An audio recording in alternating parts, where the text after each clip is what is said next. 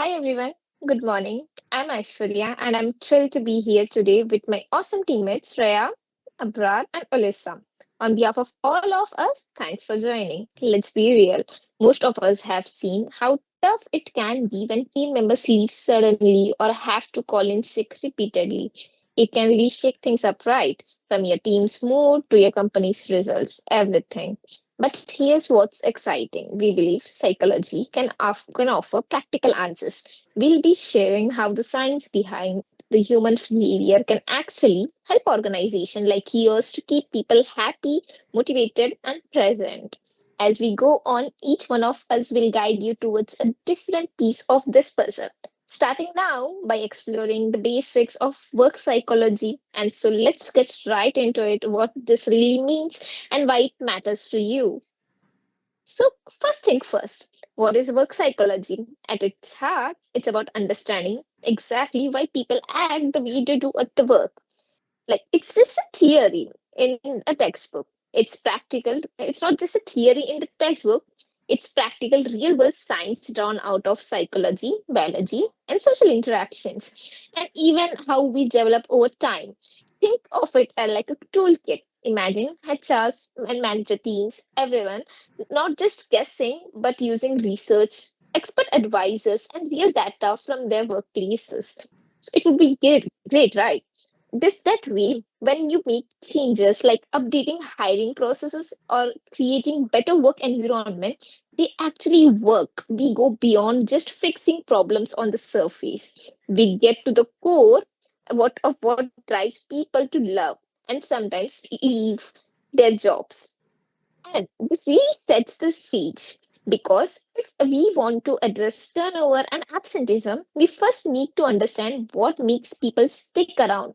Up next, Shreya will show you exactly how we fit right people into the right jobs and jobs to the right people to make workplace.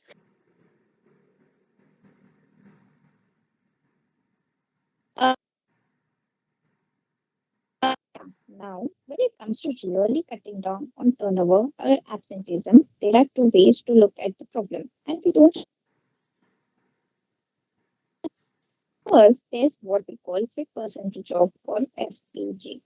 That means finding people with the right mix of skills, interests, and personalities for specific role. It's kind of like matching puzzle pieces. And when you get it right, people are more likely to stick around and enjoy what they do. We use competency based interviews and training to really nail the spread. But there's also fit job to person or SGP. Sometimes roles need to adapt to the human side, whether it's more flexible hours or making jobs more meaningful. We change the work to suit real people. When you do both together, that's when teams are engaged and turnover drops. Let's take it a further. To really design the solutions, we have to understand what's actually driving people to leave or why they are absent. Here's where Abrar comes in, sharing how work psychology unpacks all these deeper behaviors. Thanks, Shreya. So, why do people withdraw? They leave or start missing work? To answer this, we don't just look at the numbers but also the stories behind them.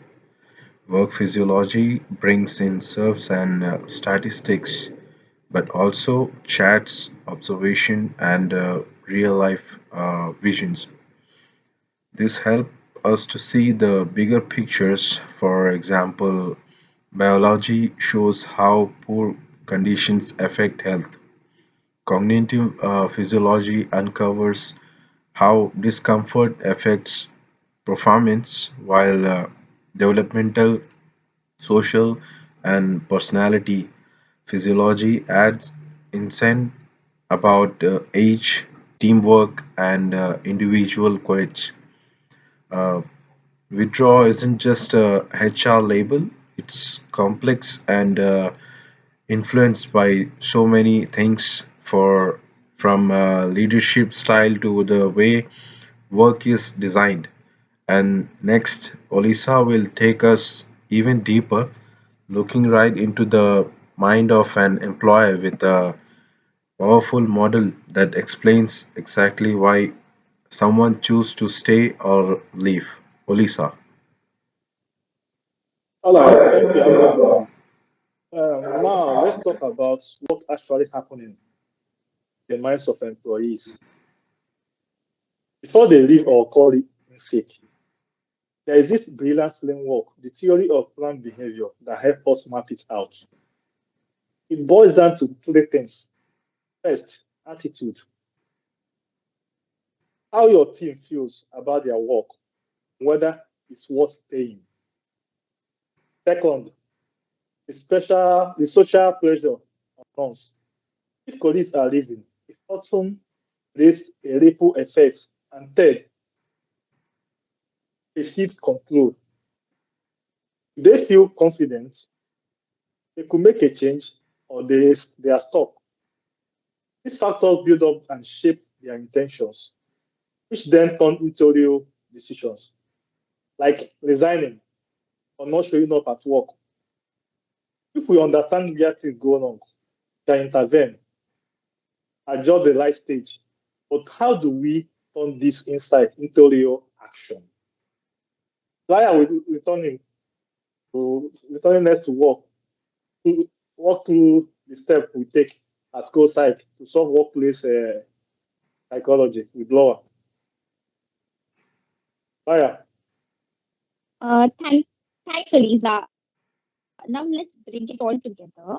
At core site, we start by finding out what's really going on. That means surveys, focus group, or one-to-one conversations. No guesswork. We want to know if it's a motivation problem, a cultural issue, or something else. Once we have answers, we build interventions that work, boosting motivation, recognition, job design, or simply helping people see the impact of their contributions. It is actually all based on trained psychological models. And we keep checking in, monitoring the attitudes and engagement so that we can step in before things actually get more worse. Most importantly, everything we do is actually people first, like ethical, adaptable, and mindful of each person's context. All this paves the way for a workplace where people want to be. And to round the things off, I us back to tie everything together and actually share the real value of all this effort.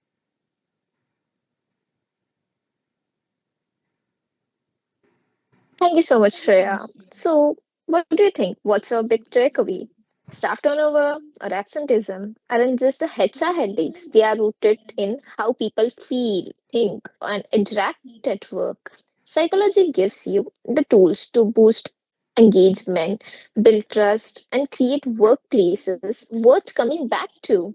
Whether it's matching people and roles, designing smarter jobs, and understanding what drives our decisions, these are all the steps towards lasting change.